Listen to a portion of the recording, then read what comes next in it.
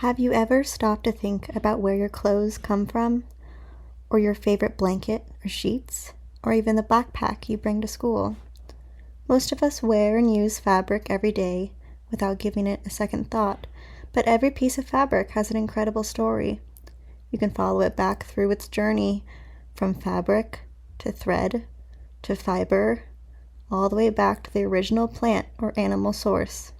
Today, we'll walk through the journey and discover how tiny fibers become the fabrics that surround us every day. Step 1. Fibers.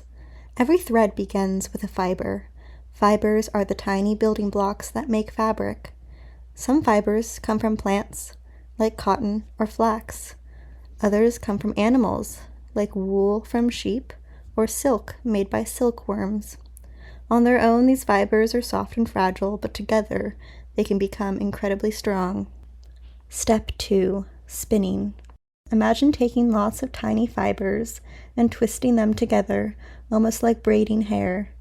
As the fibers twist together, they create one long, continuous strand. This simple twisting process makes the fibers much stronger than they would be on their own. Spinning results in the creation of thread or yarn. Step 3. Dyeing. Before the thread becomes fabric, it is often dyed. Dyes add color to the fibers or yarn, creating everything from bright reds and blues to soft earth tones and pastels. Dyes usually come in powder or liquid form. The two main types of dyes are synthetic dyes, made from chemicals, or natural dyes, made from organic sources, like plants, minerals, and even some animals. Step 4. Making fabric. Now it's time to turn thread into fabric. Once we have thread, there are many different ways to turn it into fabric. Some fabrics are woven. Weaving interlaces threads over and under.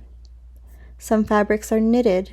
Knitting creates a series of connected loops, making fabrics like t-shirts and sweaters stretchy. Another method is crochet.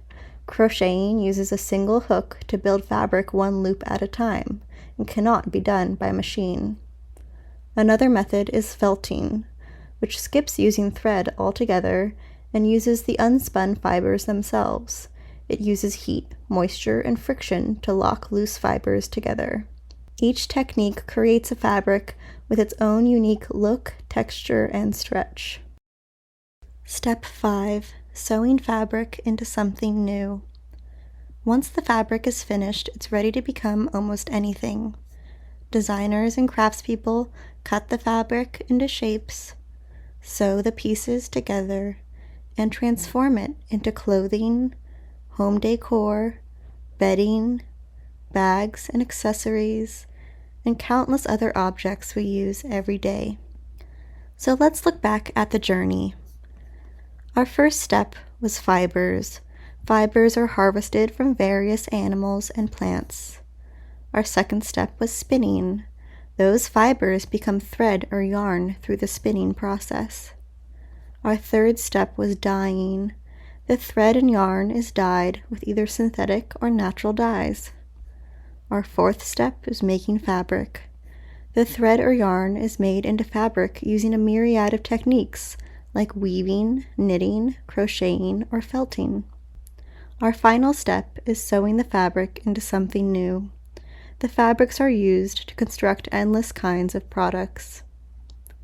The next time you put on your favorite t-shirt, wrap up in a blanket, or carry a backpack, you can now remember that it all started with something as small as a single fiber. You can think of the animals and plants it came from, and the long process it took to get to you now.